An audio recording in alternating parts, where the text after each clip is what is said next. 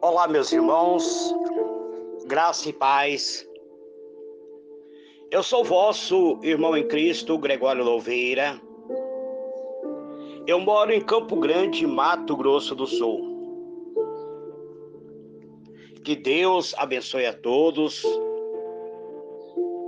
Que o Senhor, o Eterno, esteja com todos vocês. Quero agradecer a todos os irmãos que estão se inscrevendo na minha página do YouTube e aos irmãos que estão no grupo do WhatsApp e também aos irmãos que estão no Facebook, que fazem parte dos Semeadores da Palavra, um grupo fundado pelo presbítero Gregório. Amados diletos irmãos, estamos estudando o livro de Apocalipse. O meu último comentário, eu falei a abertura do 6º selo. E essa abertura do 6º selo trouxe uma expectativa terrível, uma grande catástrofe, um acontecimento de haver um grande terremoto que vai envolver os céus e a terra, onde o sol vai escurecer, a lua vai ficar semelhante a um sangue, vermelho como sangue, as estrelas dos céus cairão sobre a terra, haverá grande acontecimento de meteoritos, chuva de meteoritos sobre a terra. As ilhas e as montanhas serão removidas da terra. O próprio céu se enrolará como um pergaminho. É um acontecimento apavorante. Os homens, não haverá mais diferença de classe social. O rei, o pobre, o assalariado, os patrão, todos estarão na mesma classe social, porque todos correrão para se esconder nas fendas das rochas.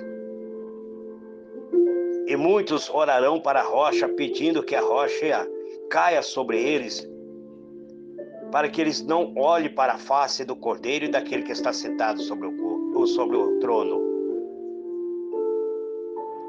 Mas parece que após todo este acontecimento existe um intervalo para a abertura do 7º selo. E nesse intervalo acontece grandes acontecimentos que eu vou trazer para vocês nesse dia de hoje. Entre a abertura do 6º selo e do 7º selo, existe um intervalo. O capítulo 7 apresenta-nos este intervalo. Eu vou comentar hoje o capítulo 7 até o versículo 8. E amanhã estarei comentando do versículo 9 até o versículo 17. João diz: depois disto vi 4 anjos em pé nos 4 cantos da terra, retendo os 4 ventos da terra, para que nenhum vento soprasse sobre a terra, nem sobre o mar, nem contra árvore alguma. E vi outro anjo subir do lado do sol nascente, tendo o selo do Deus vivo, e clamou com grande voz aos 4 anjos, quem fora dado que danificasse a terra e o mar, dizendo: não danifique a terra, nem o mar, nem as árvores, até que selemos na sua fronte os servos do nosso Deus. Eu vi o número dos que foram assinalados com o selo: 144.000 de todas as tribos dos filhos de Israel. Da tribo de Judá havia 12.000 assinalados. Da tribo de Rubens, 12.000. Da tribo de Gades, 12.000. Da tribo de Azer, 12.000. Da tribo de Naphtali, 12.000. Da tribo de Manassés, 12.000. Da tribo de Simeão, 12.000. Da tribo de Levi, 12.000. Da tribo de Isacar, 12.000. E da tribo de Zebulon, 12.000. Da tribo de José, 12.000. Da tribo de Benjamim, 12.000 assinalados. Encerra aqui acerca daqueles que irão receber o selo do Deus vivo. Os servos que pertencem a Deus serão selados. Nós vemos aqui que a abertura dos primeiros 6 selos, eu já relatei, já mostrei para vocês o que vai acontecer, e quando houver esse intervalo da abertura do 6º selo, é porque o 6º selo já foi aberto. Então já todos os acontecimentos passaram. Então o 6º selo mostrou um desespero total das pessoas com medo do castigo divino. Tanto os poderosos, ricos e até os pobres, os escravos, todos eles parecem estar no mesmo patamar, todos desesperados, tentando se esconder nas fendas das rochas. Agora vemos que nessa abertura do 6º selo, a circunstância da vida dos habitantes da terra é desesperadora. Porque chegou o grande dia da ira do Senhor. E quem pode se suster diante da ira de Deus? Se o 6º selo revelou coisas tão terríveis, imagina o que o 7º selo traria. Quem é que pode sobreviver à ira do Senhor? Agora o capítulo 7 tem um intervalo de acontecimento. E o capítulo 7 responde algumas interrogações. Esse intervalo entre o 6º e o 7º selo consola os fiéis. Deus não esqueceu deles. Deus não abandonaria os seus servos. Ele já providenciou uma maneira de proteger aquele que lhe pertence. Quem são os 144.000 selados? Por que eles serão selados no período da grande tribulação? Por que eles não foram arrebatados? Por que eles permaneceram aqui na terra logo após o arrebatamento? Porque esses 144.000, eles serão selados após o arrebatamento, após a abertura do 6º selo. E quem são eles? Por que eles não participaram do arrebatamento da igreja? Veja bem o que o apóstolo João diz. Depois disto vi 4 anjos em pé nos 4 cantos da terra, conservando seguro os 4 ventos da terra, para que nenhum vento soprasse sobre a terra, nem sobre o mar, nem sobre a árvore alguma. Amados, diletos irmãos, ontem, inclusive, eu postei no no meu status um print tirado da temperatura de Campo Grande, 37 graus. Mato Grosso do Sul tem alguns municípios atingindo até 42 graus.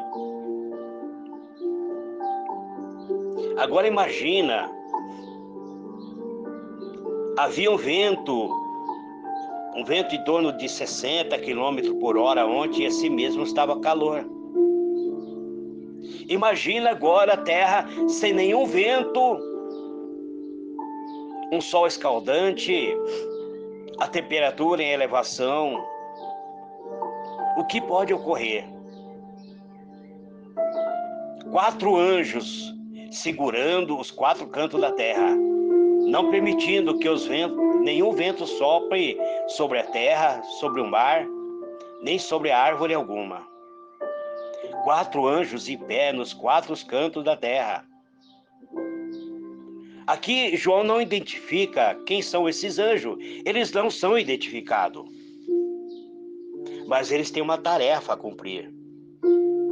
A tarefa deles fica evidente. Eles têm o poder para danificar a terra. O poder desses anjos é danificar a terra. A primeira atitude, segura os ventos. O vento não venta sobre a terra vai secar. O mar vai se acalmar no momento, as árvores começam a morrer por não ter uma ventilação, a terra começa a rachar. 4 anjos tendo o poder de danificar a terra, mas ainda não receberam a ordem para fazer isso. O trabalho desses anjos claramente se refere à terra. Qualquer interpretação que procura aqui um número fixo de pessoas nos céus desrespeita a linguagem da interpretação. Além das referências à terra e ao mar e às árvores, o número 4 anjos, 4 cantos, 4 ventos. Então, vento sul, vento norte, o vento sudeste, todos irão se manter quieto. Sugere algo relacionado à terra. Os 4 cantos, os 4 ventos, representam os 4 pontos cardeais. Os 4 pontos, leste, norte, sul.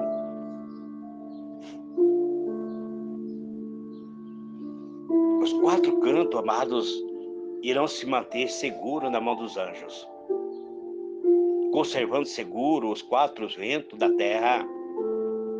E neste intervalo, os 4 anjos estão parados, estão segurando os ventos, aguardando a ordem. Agir sem autorização seria uma desobediência divina. Não, esses anjos não irão liberar o vento enquanto não receber a autorização divina. Eles são fiéis ao Senhor. Agir sem primeiro ouvir a palavra de Deus traz consequências negativas. Não devemos ultrapassar a doutrina de Cristo, escrito para nos guiar. Não podemos negar a doutrina de Cristo, porque podemos receber a consequência. O livro do Apocalipse está escrito assim: bem abençoado é aquele que lê, aquele que ouve e aquele que guarda. Amaldiçoado é aquele que acrescentar um tio, uma vírgula. Então temos que ter cuidado, amados, para que não venhamos cair, perder a salvação. Eu tenho bastante cuidado ao trazer a interpretação do livro de Apocalipse, porque o próprio Apocalipse interpreta a si mesmo. E esses 4 anjos estão segurando o vento para que nem o vento soprasse. Vento aparece na Bíblia com poder para aliviar sofrimento dos homens ou para trazer castigo.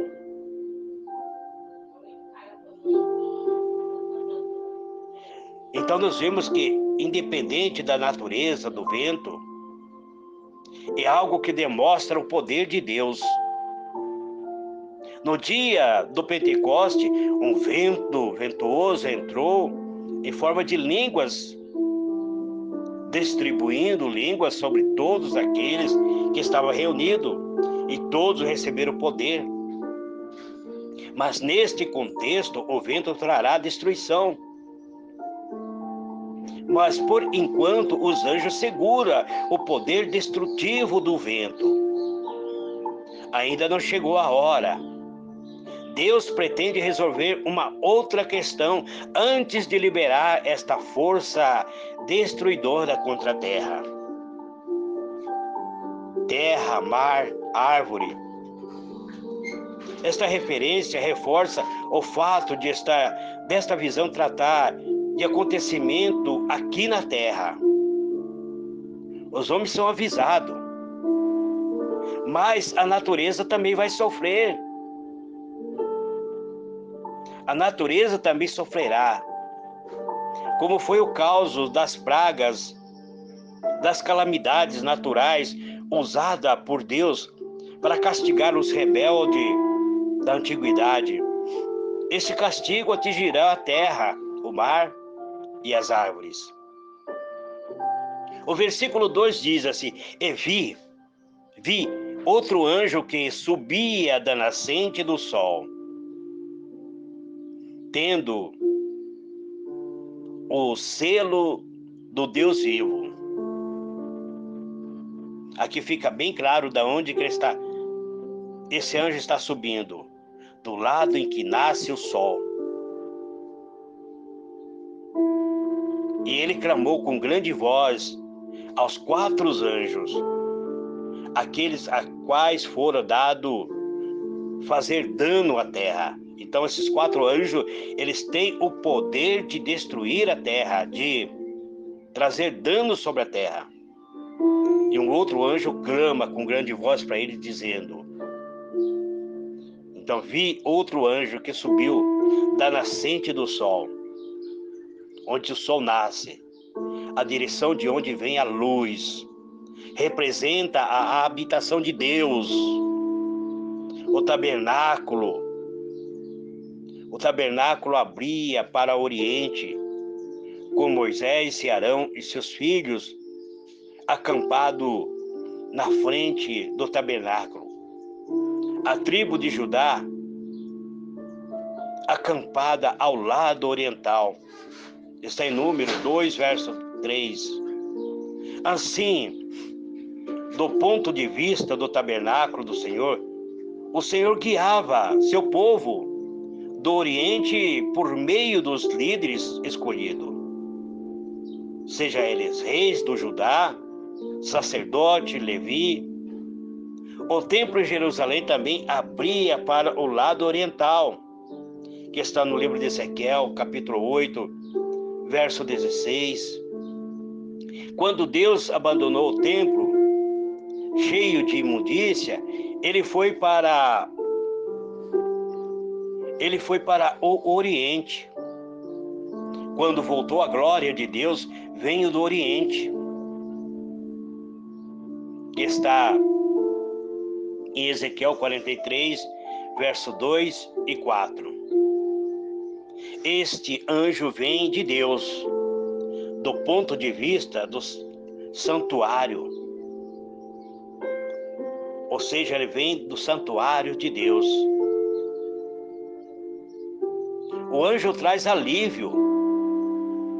O anjo traz alívio.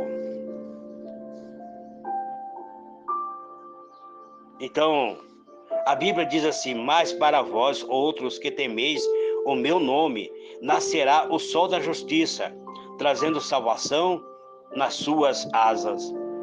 Malaquias, capítulo 4, verso 2. Esse anjo, ele tem uma missão.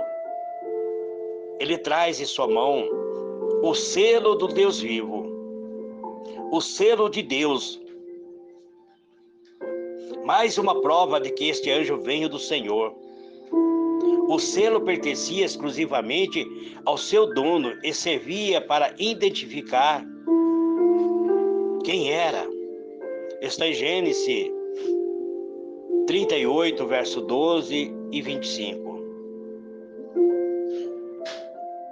Aqui, amado, a noiva de Cristo não está presente, porque a noiva de Cristo já foi selada no dia do Pentecoste. Nós temos o selo do Deus vivo. O selo de Deus vivo é a nossa proteção. Então, quem são esses 144 mil que serão selados? A pessoa que segurava o anel de um rei retinha a autoridade para selar decretos e agir como seu representante na antiguidade, que está em Gênesis, capítulo 41, versículo 42. Também no livro de Esther, 3, verso 10. O capítulo 8, verso 2. O selo também indica posse, que algo ou alguém pertence exclusivamente ao dono daquele que colocou selo sobre ele. Está no Cântico dos Cânticos, capítulo 8, verso 6. No Novo Testamento, os discípulos fiéis têm selo de Deus, que está no livro de Coríntios, 2 Coríntios, capítulo 1, verso 21 a 23. Também no livro de Efésios, capítulo 1, verso 13 e 14. E também no livro de Efésios 4:30. Talvez o trecho mais confortante para que aqueles que fazem parte do santuário de Deus seja em Timóteo, capítulo 2, verso 19. Entretanto, o firme fundamento de Deus pertence, tendo este selo. O Senhor conhece os que lhe pertencem. Os 4 anjos seguravam o vento da ira de Deus, mas o Senhor jamais esqueceria do seu povo fiel. Esse anjo que estava com selo, ele clamou aos 4 anjos, aqueles a quais foram dado o poder de fazer dano à terra e ao mar. O anjo que chega, ele vem da parte do Senhor, traz uma ordem importante para que os 4 anjos aqui, eles confirmam o propósito do vento que ele segurava.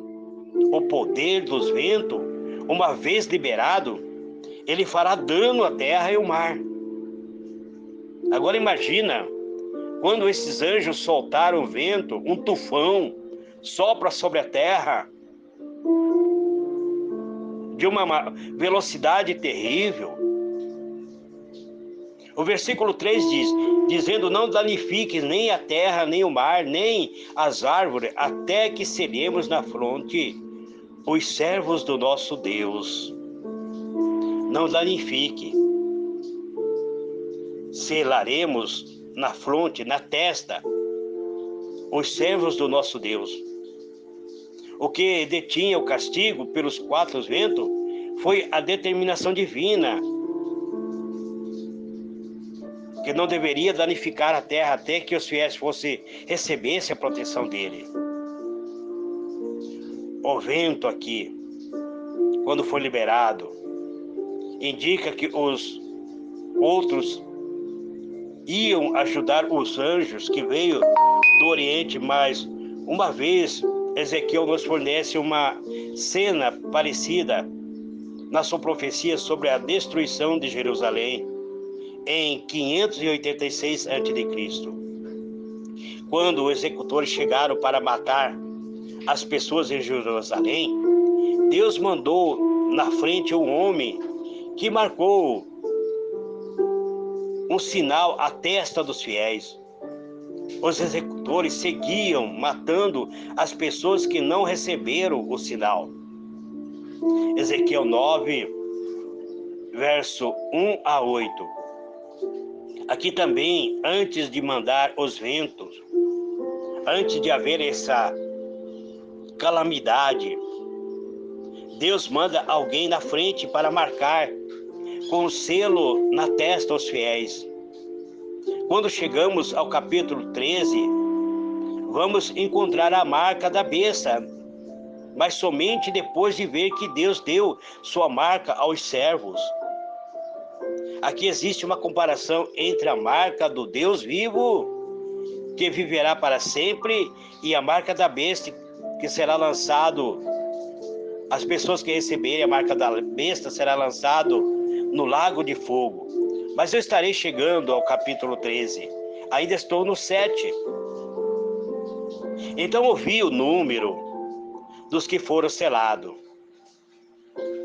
Ele não viu quem foi selado. Ele diz, ouvi o número dos que foram selados, que era 144 mil de todas as tribos do filho de Israel. Então, quem vai receber esse selo após o arrebatamento será os filhos de Israel, os remanescentes.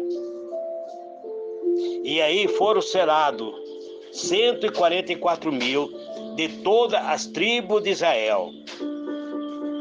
Aqui existe um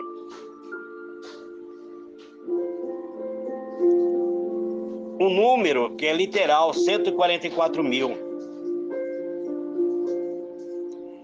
E aí ele passa a enumerar 12 mil de cada uma das 12 tribos citadas. Então eu quero procurar aqui apresentar, sem citar, porque eu não sei quem são essas pessoas que serão seladas, mas tem uma lista que cada tribo recebe, de cada tribo 12 mil são selados.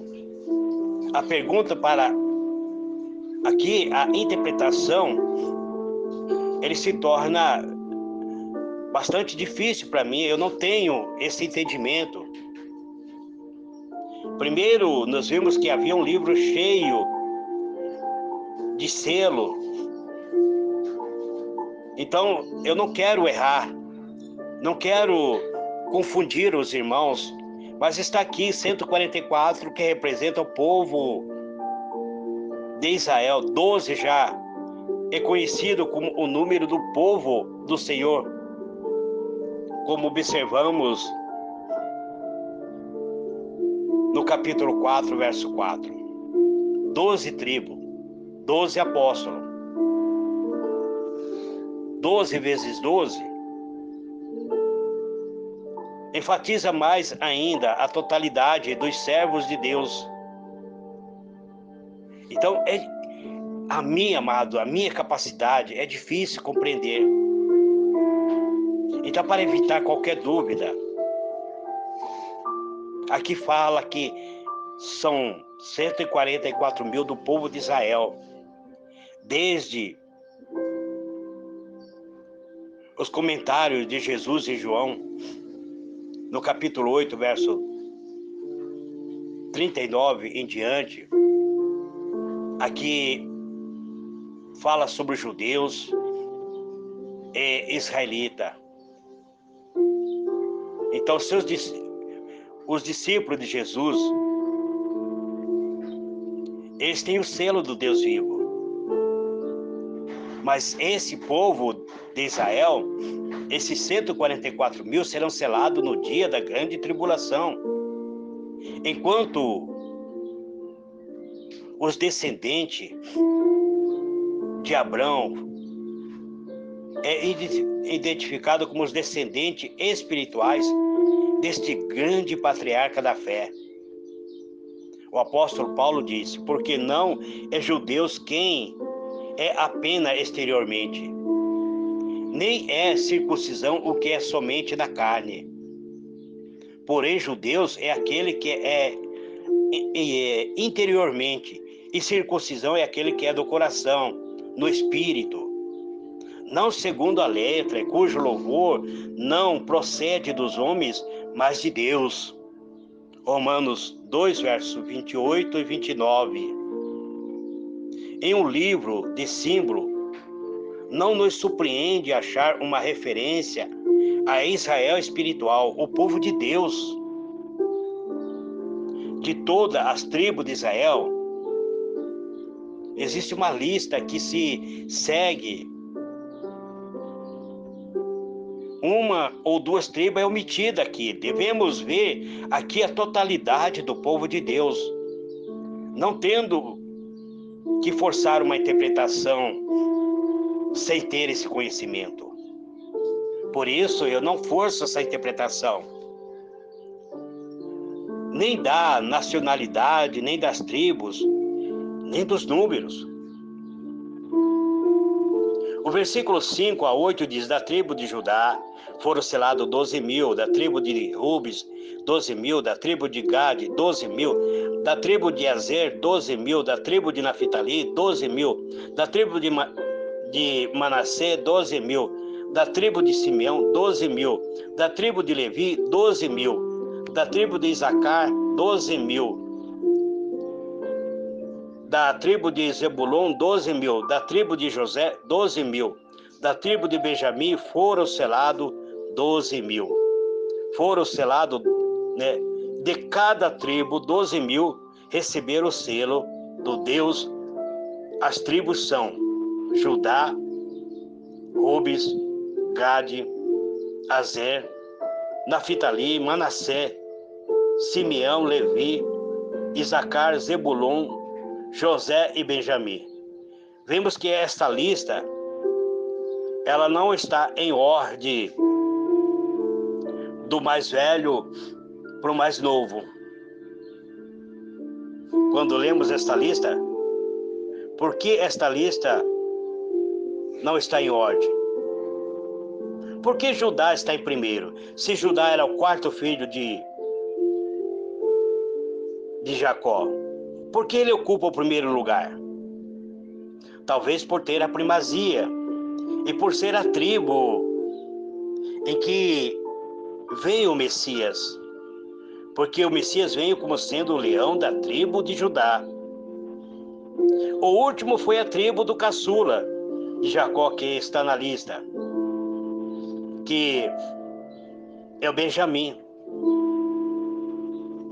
Nem se apresenta aqui o segundo, seguindo as orientações de suas mães, porque Jacó teve 4 esposas. Por que esta tribo? Sabemos que as 12 tribos normalmente foram vistas como 13. Jacó teve 12 filhos. 12 receberam herança da terra, excluindo a tribo de Levi. Levi não teve herança. Levi não recebeu herança na terra. A cidade, Levi não recebeu nenhuma cidade como herança, mas Levi teve Deus como sua herança. Para manter o número de 12 na divisão da terra, José foi dividido em 2, Efraim e Manassés. Na lista do Apocalipse 7, Levi está incluído agora, e o nome de José aparece. Os nomes omitidos são Efraim, um dos filhos de José, e Edá. Nenhuma explicação é dada aqui. Não se explica por que eles ficaram de fora. Mas a história do Velho Testamento sugere um possível motivo de todas as tribos da Efraim foram as 2 mais ligadas à idolatria. Da e Efraim se desviaram de Deus. Isso no relato do Antigo Testamento. Então, uma das interpretações pode ser isso. No livro de Juízes, relata a história de Micá, mostrando como a idolatria se tornou comum nestas tribos. No livro de Juízes 17, verso 18.